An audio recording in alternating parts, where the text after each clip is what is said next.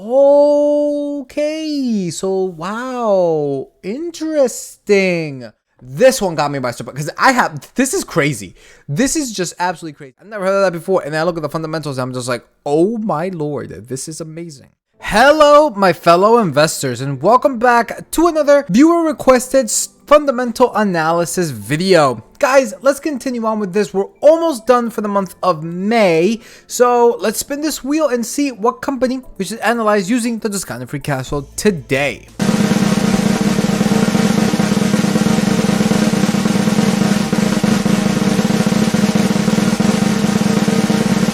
And unfortunately, by the looks of it, guys, we missed Spock. Man, I'm so sorry, KLL. I don't know if you're still watching, but hopefully we get Spock rather soon.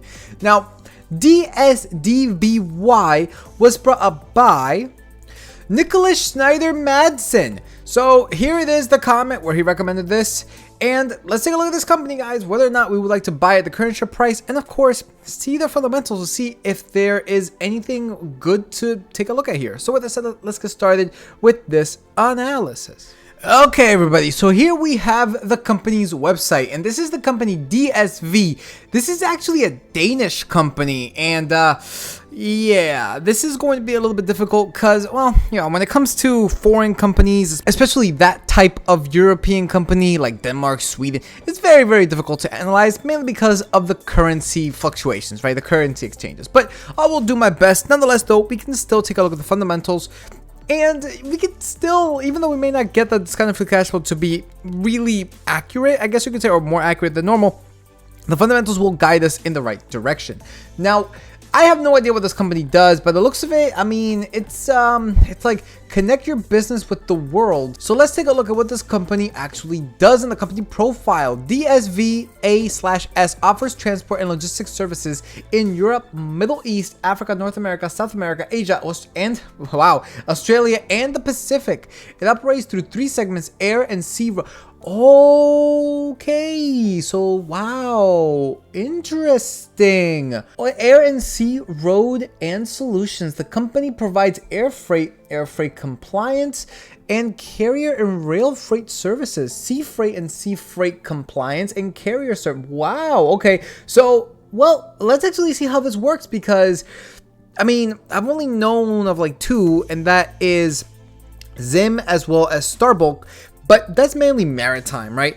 Now, this is interesting because they cover a bunch of other stuff too. So let's go on now into their earnings, because they had earnings on April 27th. And you can see here that EPS normalized actual came in at $1.13, beat by 15 cents. EPS gap actual $1.10, beat by 12 cents. And revenue of $6.06 billion, which is a miss by $235 million.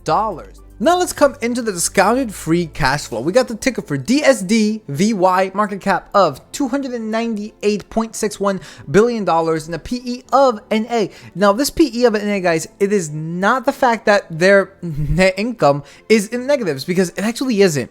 I think this mainly has to do with the fact that this is a foreign company. I don't think Google Finance is able to calculate this. And by the way, guys, I use Google Finance. There's a formula where if you put on Google spreadsheets, if you do equals Google Finance, and then you put in the ticker, whatever the ticker is, and then quotes PE or quotes share price or whatever, that gets you the one from Google Finance. So if you guys are seeing this and anybody wants to comment, well, it's wrong because of that, well, yeah, I mean, it's not me though, it's Google Finance, so take it up with them. Nonetheless, though, that's the reason why I believe that this is showing an A. Current share price of $97.70. Very, very high. Now, if we take a look at this graph on the 1 year, they're up 20.72%. Year to date, it is up 23.27%. Wow, look at this 52-week range, 56.02 to $100.09. We are very, very near 52-week highs. Now, if we take a look at this on the all-time, we're not at all-time highs actually. In fact, all-time highs was at around September 13th, 2021 at a price of around $132.50.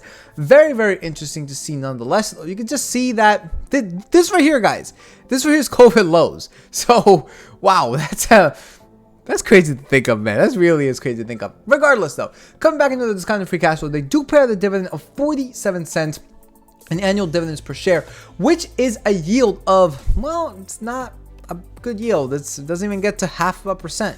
And, well, this means that the payout ratio is 17.65. That 5-year CAGR, though, is huge. We have been seeing a massive amount, like 20+% when it comes to these 5-year CAGRs.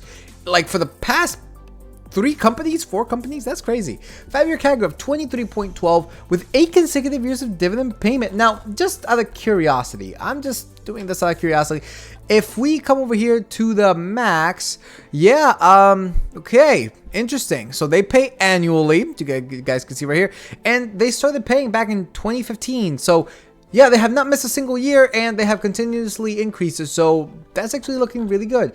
Of course, coming back, we can see that the ex-dividend date passed as of March 17th, so it probably is coming. Oh, actually, sorry, they pay annually. I'm so sorry. Payout date was on April 5th, and of course, they pay their dividends annually. So that's the only time, guys. That's the only ex-dividend date. Next time it'll be at the same time, April 5th, the payout date in 2024. Coming back into the discounted free cash flow, based off of this 40 cents in annual dividends, they pay out $101.6 million in dividends every single year.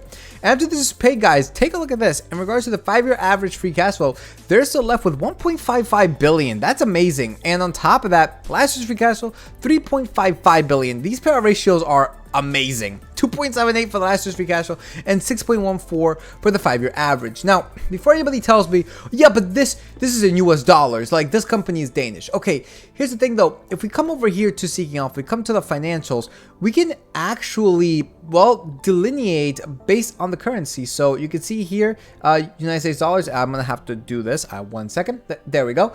If you can see over here, currency, United States dollars, we can change it to whatever it is, man. So, you know, it's in US dollars. All of these metrics that I'm showing you or I'm about to show you are in US dollars, as it is shown on Seeking Alpha once you put it to US dollars, right? So just keep that in mind. Now, let's take a look at this fundamentals, because this is crazy. We got 5 years ago, guys, in regards to the net income, $614 million. 1 year ago of $2.53 billion. Increase of 312%. Now, you can see here from 5.4 decrease, and then an increase during COVID, and then the following year after COVID. Normally, when it comes to these maritime things, I mean, we know what happened with the ship. What was it? With the cargo ship shortages, or the oh man, what was it? It was the oh man, I'm drawing a blank. Yeah, like with the cargo ships that like the storage things that were like stuck in like California for like several months or something like that, right?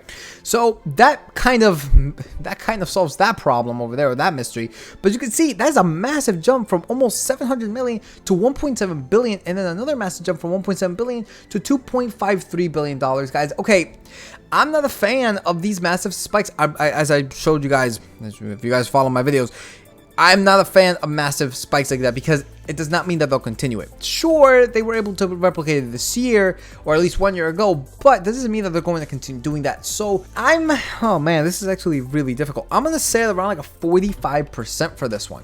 Looking now into the free cash flow, we see once again a pretty big spike from 2 to 1 year ago. But nonetheless, though, in the 5 year, we got 551.2 million to 1 year ago of $3.65 billion, increase of 562% with an average of $1.654 billion.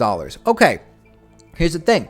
Really nice consistent increase from 5 to essentially 2 years ago, and then a massive spike from 2 years ago at 1.7 billion to $3.65 billion. Now, there is a little bit of a big spike from 4 to 3, but I'm going to attribute this to COVID, so I'm not really going to blame them for that. They were able to continue it the following year, and as of 1 year ago, this is just massive. So, okay, I gave the net income of 45%. They went down a little bit. I'm actually going to give this one a little bit higher, because they never showed any instances of it going down. However, there is still a massive spike from 2 to 1 year ago. So I'm actually going to give this, guys, I'm going to give this a 70. I'm going to give this a 70, barely passing. I just don't know where this 1 year ago is going. This is my main concern when it comes to that. Looking now at the revenue. This one looks almost perfect, guys. This is like close to, well, it's pretty close to perfection, right? 5 years ago of 12.13 billion to 1 year ago of $34 billion, increase of 179.71%. Almost hits the graph every single time on the trend line, all except for 3 years ago, but even then it's still a nice consistent increase. No massive outliers. I guess you could say from 3 to 2 is a pretty big one, but honestly, it's not even too bad. I'm going to give this, guys, 100% as a really, really good looking revenue. Looking now at the assets minus the liabilities. In the positive, in the past 5 years, as you guys can clearly see, very, very nice. Bit of a spike from 5 to 4, and then from 3 to 2, but yeah, it came down from 2 to 1. Interesting. So, actually, and even right now, as of 1 to today, actually, by the looks of it, the current year, it is looking to surpass it, to surpass the 1 year ago value. So that's interesting in and of itself. Yeah. Average total assets, it is $20 billion. Average liabilities, it is $10.7 billion. Doing this efforts, we get $9.43 billion. I am not sure what to give this. I am going to, ooh, this is interesting. I'm going to go, guys. Okay, I'm going to go at 75%. I'm going to go at 75%. Mainly because by the looks of it, this 1 year or this today's value is looking to surpass this 1 year ago value already. And on top of that, it may even surpass the 2 year ago value, but the 3 to 2 is a big jump, and then from 5 to 4 is a big jump. No, you know what? No, 85%. I'm gonna change my mind on this one, guys. Looking now at the cash flow minus the liabilities. Okay, their cash flow is really nicely increased. You can see here that though they have been, oh man, this is looking weird. It's just these graphs just look weird because it's not consistently increasing. It's not consistently decreasing. There are outliers, but the outliers are kind of taking it back. Sometimes it's just all over the place. So that's kind of just the way that I see it. Though, looking at this, guys, we could, I don't know, man. It's just that their lowest point was 2 years ago at negative 11.64 billion. But then they jumped a pretty big amount to 1 year ago of negative $9 billion. It's still a lot lower than the average of negative 7.3, but I don't know. I mean, okay, here's the thing also. From 5 to 4 to 3 years ago, it's been going down. Again, lowest point was 2 years ago. So I'm going to have to give this thing, I would say, oh man, I'm going to have to give this thing like a 30%. It's just not looking good at all. Now, when it comes to the shares outstanding, this one got me by surprise because this is crazy. This is just absolutely crazy. We got 5 years ago of 178 million shares to today of 216.1 million shares. That is an increase of 21.4% in the past 5 years. You can see that all of these, well, at least the grand majority of them, happened 4 years ago, 5 to 4 years ago, going from 178 to 229 million. But then they bought back a little bit, 4 to 3, but then they issued them from 3 to 2, and then they bought back from 2 to 1. So this is all over and then they bought back again from 2 to today. So that's interesting. In fact, previous to the current year, 0.37 buyback. This is all over the place. It's still increasing though, not consistently. So I'm going to have to give this thing a 50%. I have no idea where this is going. And lastly, when it comes to the cash equivalents, as of today, guys, they have $1.7 billion with an average of $930.63 million. Now, this is where, oh my God, this is where the grade just has to be stumped. Because, well, we gave them the income of 45%, free cash flow 70%, revenue 100%, assets minus liabilities 85%, cash flow minus liabilities 30%, shares outstanding at 50%, overall grade of 66. Honestly, I kind of see that, right? It does have a lot of good potential, especially in the free cash flow and the revenue. Really, really solid. Assets minus liabilities look okay. Cash flow minus liabilities, even though the free cash flow is looking all right, cash flow minus liabilities is not that good. And the shares outstanding is, I have no idea where that's going. So that's kind of where I think it's just like it gets so close to passing, but it's just not there. So I am like, I don't know. I really don't know. But nonetheless, though, 66%, depending on what the price is, guys, this might be something that you might be willing to invest in. So let's take a look at the discounted free cash flow. Now, right off the bat, no numbers inputted, just the required rate of return 10%. This sets up, guys, $362.07. That's crazy. Adjusting for debt, $351. That's still crazy with a current share price of $97.70. Now let's input some of these revenue growths. We got negative 3.26 according to Seeking Alpha. So okay, this is a little bit weird because we have seen Zim right? I'm kind of trying to compare, I know it's maritime, but I'm trying to compare, you know, freight and transport and logistics kind of to the same industry. So we have seen them kind of taking it back a little bit too. So let's kind of put the same. Let's actually go a little bit lower. Let's put -5. Let's go now with -3. And let's go with -1. All right. Now for the projected share buyback, they have been issuing at 27%. Most of that has happened though in the past, well, and only from 1 year. But they have been buying back here and there, but not to a great extent. I don't know. I'm gonna say, oh man, I'm gonna say that they're gonna continue to issue shares. Remember, this is in the next 5 years. This is a 5-year scale. So let's say that they issue shares at around -23%. Right, 23%. Again, the negative just means issuing. Let's lower this a little bit to now -21. All right, let's go up by 2. And let's say, what, -19. Oh boy. And with that, we get $241.58 to $290.50. Then adjusting for debt, $232.87 to $281.45. That's looking like a really good price. But man, like, that's just not, I don't know how I feel about it. I really don't. Now with a margin of safety of 5, 10, and 15, this is $197.94 to $267.38. Again, I'm not fully certain, so let's use book value to see what this thing actually gives us. And well, if we take a look at the book value, guys, this is showing completely different numbers. In fact, the book value and the tangible book value are like complete opposites. So this is a difficult one, man. This is a really difficult one. Well, based on the book value, the company should be worth $47.50. Looking at the tangible book value, though, this thing drops to -$4.39. So you got the tangible book value being negative, you got the book value being $47.50, and you got my discounted free cash flow saying 209. I don't know. Yeah, this is one, guys, that I don't know. Like, it's just very difficult.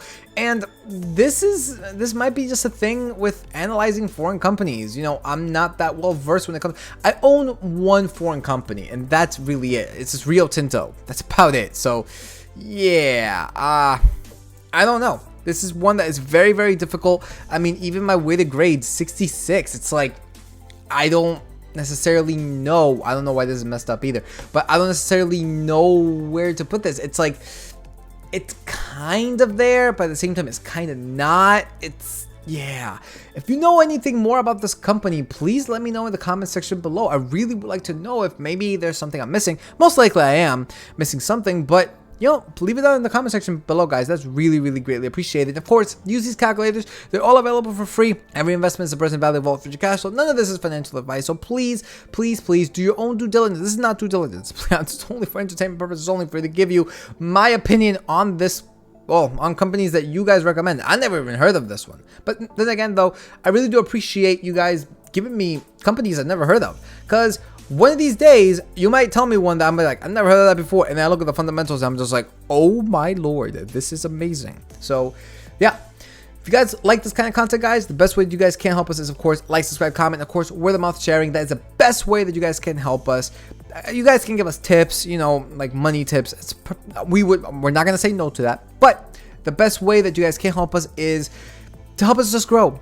Let us reach, I really would like to reach, guys, 3,000 by the end of the year. 3,000 subscribers. All right, that's the goal. If you guys saw my my video at the beginning of the year, one of the goals is to reach that 3,000 subscribers threshold. So if you guys would be so kind, again, if you think that we're doing a good job, you know, please subscribe. Really do greatly appreciate it. Watch, comment, and of course share. That is the best thing that you guys could do for us here on the channel. So let's take a look at this dividend. It's not gonna be impressive. I mean, $5,725. This nets you $27.54 in annual dividends, and they pay annually too. So yeah, that's not that interesting in my personal opinion. And when it comes into the options change, this one's gonna be really quick because, well, at least here on Webull, because I use Webull to show you guys the option chains, they don't have one. Mainly, I think it's because of the fact that they are a Danish company. So yeah, that's very easy. All in all, thank you so much for the recommendation. Really do appreciate it. It's a company that you're gonna have to do a lot of research. Yeah, a lot of research, because just the fact that it's a foreign company, that itself gives a major hurdle, right?